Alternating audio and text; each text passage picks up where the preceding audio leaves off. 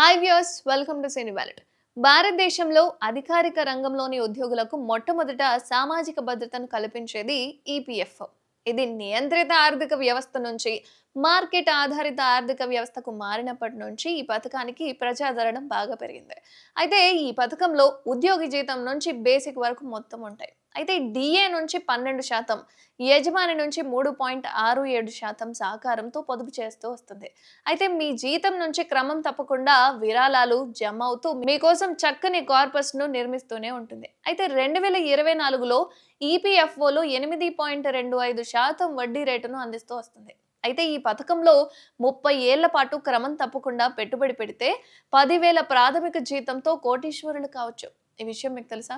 22 సంవత్సరాల వయసులో ఉద్యోగంలో పొందిన ఓ యువకుడు 58 సంవత్సరాల వయసు వరకు పనిచేస్తూనే ఉంటాడని, అంటే ఫర్ ఎగ్జాంపుల్ మనం ఒకటి అనుకుందాం. అయితే ఆ యువకుడి ప్రారంభ ప్రాథమిక జీతం ఒక 10,000గా ఉంటే ప్రస్తుతం అతడికి మొత్తం కాలంలో వడ్డీ రేట్ ఎంత ఉంటుంది?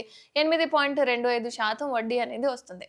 ఇక ఈ అంచనాలతో ఈపీఎఫ్ క్యాలిక్యులేట్ చేస్తే 58 సంవత్సరాల వయస్సులో ఆ యువకుడు మొత్తం రూ. 1,13,64,003 సంపాదించుకోవచ్చు. అంటే పీఎఫ్ అనేది తీయకోకుండా ఉంటే.